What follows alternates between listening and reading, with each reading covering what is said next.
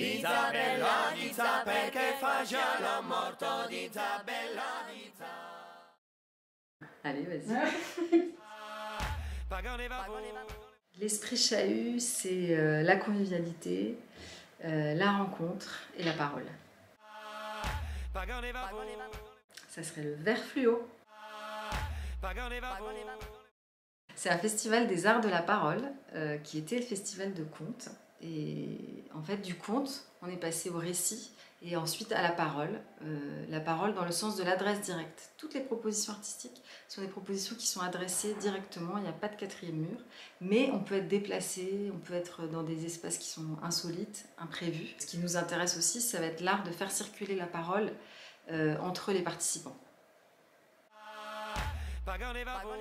Le chahut trouve son cœur vibrant à Saint-Michel, mais rayonne vraiment en dehors du quartier, bien au-delà, jusqu'à Bassins même cette année, le refuge périurbain de la nuit américaine par exemple.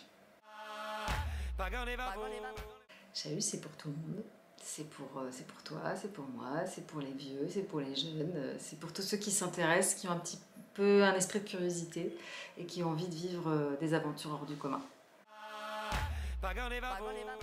On verra affichées dans toutes les rues du quartier des légendes qui racontent des petites histoires, des petites anecdotes invisibles qui surgiront pendant tout le festival sur les façades. Le plus invisible, c'est l'anniversaire invisible. Un anniversaire caché dans différents endroits pour des tout petits groupes. Ça va nous permettre de conjurer notre peine de ne pas faire une immense fête, mais de garder les moments rituels très importants de l'anniversaire et de fêter quand même les 30 ans de chahut. Le Louvre d'Alex Cecchetti, un projet qui est vraiment sur les arts de la parole, où Alex Cecchetti, par la puissance de son éloquence, va raconter en détail les différentes salles du Louvre qu'il connaît par cœur et nous décrire les œuvres qui composent ces pièces. Chahut, ça se bat notamment pour rendre visibles les personnes invisibles cette année par la puissance de la parole, de donner de la visibilité à des personnes. Ça se bat pour que les gens puissent être ensemble le temps d'un festival. Ça se bat pour faire exister aussi la fête, faire exister un quartier en temps de pandémie. Ça se bat pour des valeurs fortes aussi politiques liées à l'intégration de tous dans la société. Chahut a 30 ans cette année et c'est un bel âge. C'est l'âge à la fois de la maturité et de la jeunesse. C'est vraiment un âge qui permet de revenir quand même sur tout un parcours quand même qui devient presque historique à Saint-Michel et à Bordeaux. Et en même temps, c'est aussi l'âge du renouvellement et de l'invention de nouvelles idées.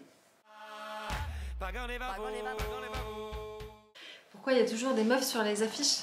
Déjà, on est des filles dans l'équipe de chahut et donc on a envie d'être représentées par une femme et on a envie de montrer des femmes fortes dans l'espace public qui soient des égéries, qui embarquent le public vers toutes les possibilités qu'offre chahut.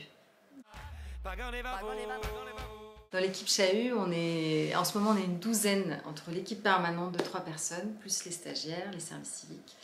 Et on accueille cette année une 60aine de bénévoles qui vont accompagner tout le festival et qui vont rendre possible tout ce qu'on a imaginé. Laissez-vous guider par notre égérie, par notre Gulliverte. Elle vous emmènera vraiment dans des endroits inattendus. Parce que je pense qu'on en a besoin de se retrouver, on a besoin de voir des spectacles, on a besoin d'être ensemble et qu'on va mettre en place un protocole sanitaire qui va nous permettre de vivre un festival pleinement tout en étant extrêmement prudent. Allez, chahut, c'est pour les petits, c'est pour les grands, c'est pour tout le monde. Allez, chahutez tous ensemble. Dita bella Dita, perché fa già la morto Dita bella Dita. Dita bella Dita, perché fa già la morto Dita bella Dita. En fait, je vais faire ça avant le discours de chahut. Je vais faire ouh.